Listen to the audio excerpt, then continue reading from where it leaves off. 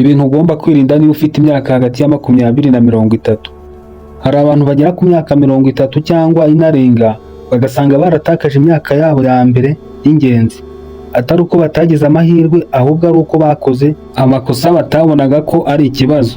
Niba uri hagati y'imyaka 20 na 30 hari ibintu ugomba kwirinda, uko imyaka kenshi nicyo gihe umuntu wese aba agomba gutangira kubaka ejo hazaza, gufata imyanzuro ikomeye no gushyiraho urufatiro rw'ubuzima azagira mu myaka iri imbere. Mu kiganiro cy'umunsi tugiye kuba twarebera hamwe ibintu ugomba kwirinda kuba wakwishoramo cyangwa gukora, cyane cyane niba uri hagati y'imyaka 20 na 30. Wanabyishoramo ukaba wabigendamo gake cyane, kuko bibuza benshi kubaka ubuzima bifuza. Nk'ibisanzwe ngiye gutegura nkanakugezaho nitwa Ernest. Wibuke ukore subscribe na like kino kiganiro nugikunda. Ikintu cya mbere ugomba kwirinda ni ukwirinda kubaho ubuzima budafite intego. Niba uri hagati y'imyaka 20 na 30 ukaba nta ntego ufite mu buzima bwawe, umeze nk'umuntu ubyuka ariko atazi neza ahagana, ukaba uri umuntu w'umusore cyangwa umukobwa ariko ubuzima ubayemo nta mahame wishyiriyeho cyangwa utuntu duto duto ugenda ushyira mu bikorwa gake gake tuzarema ibintu bikomeye. Ibi bituma igihe kigenda gishira buhoro buhoro ariko nta kintu gifatika wubatse mu buzima bwawe. Niyo mpamvu ugomba gutangira uyu munsi ukishyiraho intego niyo yaba ntoya, ukagenda uyishyira mu bikorwa gake gake. Ikintu cya kabiri ugomba kwirinda ku myaka yawe hagati ya 20 na 30 ni ukwirinda kwinjira mu rukundo cyangwa mu mubano utiteguye. Kwinjira mu rukundo cyangwa mu mubano utiteguye bisobanuye ko ari cya gihe winjira mu rukundo cyangwa mu byo gushinga urugo utaramenya neza icyo ushaka muri uwo mubano. Usanga benshi bagera muri iyi myaka bagatangira kumva ko ari imyaka yo guhita bashaka abagore cyangwa abagabo.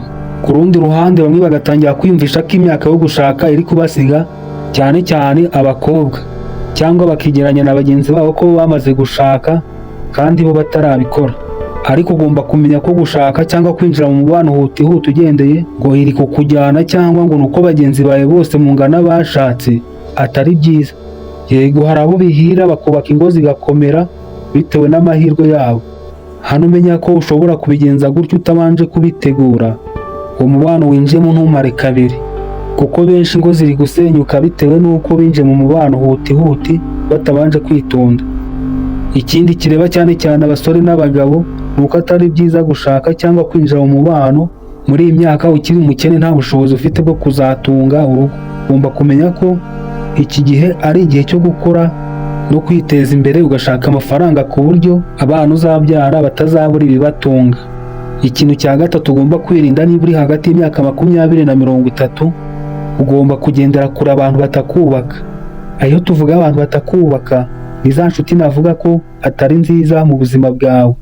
Iki ni ikintu kiri kwangiza iterambere ry'abantu benshi, cyane cyane urubyiruko.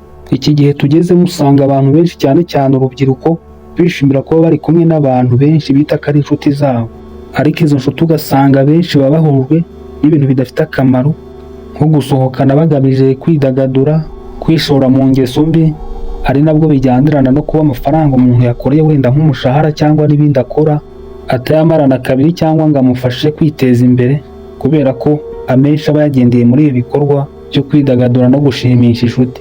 Ibi rero ntabwo biba ari byo, cyane cyane ku muntu uri hagati y'imyaka 20 na 30, kuko amafaranga ndetse n'igihe biba biri gutaka byagakwiye kubungwabungwa, kubera yuko imyaka n'imyaka umuntu aba akeneye iterambere ry'ejo hazaza. Aha ntabwo bivuze ko utagomba kwidagadura, ariko niba unabikora ugomba kubikora gake gashoboka ku buryo bitangiza iterambere ryawe ry'ejo hazaza. Ukirinda kumarana umwanya munini n'aba bantu batagira ikintu bateza imbere ku buzima bwawe, ahubwo icyaba cyiza ukihuza n'abantu bagufasha gutera imbere kurushaho. Ikintu cya kane ugomba kwirinda niba uri hagati y'imyaka 20 na 30 ugomba kwirinda kubaho ubuzima burenze ubushobozi ufite. Hari abantu muri kino gihe cyane cyane bari hagati y'imyaka bumva ko bagomba kubaho neza bagasa neza, kandi ubona ko nta n'ubushobozi bafite bibemerera. Ugasanga umuntu w'umujeni abonye akazi kamuhemba umushahara uringaniye uzamutunga ukwezi, abaho mu buzima nakwita ko buciriritse, ariko ataramara n'igihe kinini muri ako kazi agatangira kurarikira ibintu bihenze, agatangira kurarikira imodoka nziza, gutaha ahantu heza, kwambara neza cyane cyangwa gusa neza n'ibindi ubona ko birenze ubushobozi bwiwe. Ikiba kinababaje ni uko benshi babikora bagamije no kwemeza bagenzi babo. Ibi rero bitewe n'uko ubuzima baba bifuza kubamo buba burenze ubushobozi bwabo, buba burenze wa mushahara navuga ko bahembwa, benshi niko bahita bayoboka inzira y'amadeni. Ukabona umuntu agiye gufata ideni ry'amafaranga rishobora kumufata nk'imyaka 10 ariko ryishyura ngo ni ukugira ngo agure imodoka nziza, ahanini agamije kwemeza bagenzi be. Ibi rero usanga ari amakosa kuko benshi nyuma y'igihe baranabyicuza. Ikintu ugomba kumva ni uko iyi myaka atari imyaka yo guharanira kubaho ubuzima buhenze, ukumva ko ugomba kubaho ubuzima burenze ubushobozi bwawe.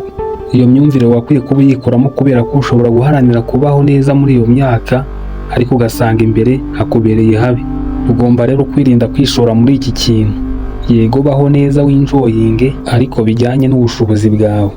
Ikintu cya gatanu ugomba kwirinda niba uri hagati y'imyaka 20 na 30, ari nacyo tugiye gusubirizaho muri kino kiganiro, mu kwirinda gukunda ibinezeza cyane.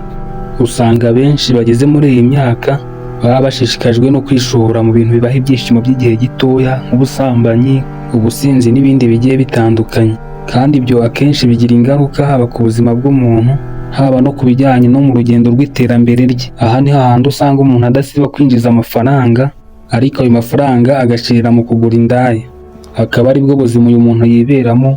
Kuri we nawe anavuga ati reka njye fata amafaranga makeya mbanze nyazigame azamfashe kwiteza imbere, wenda hasigaye mba ariyo njya kwishimishamo. Yego hari abagira ubwo bwenge bwo gutekereza ejo hazaza, ariko nimba nawe utajya kubikora utangire ubyinjize mu buzima bwawe. Ushobora kuba wishimisha urya ayo ukoreye yose, ugendera kuri ya mvugo yabamaye muri kino gihe ngo nta myaka 100, ahubwo wagakwiye guteganyiza n'igihe kizaza kuko ntabwo ubuze imyaka uzamara ku isi. Ndagushimiye twabanye muri kino kiganiro. Niba wagikunze ukaba utarakora subscribe, wibuke uyikore kandi ukande na like. Dusubire mu kindi kiganiro gikurikiraho.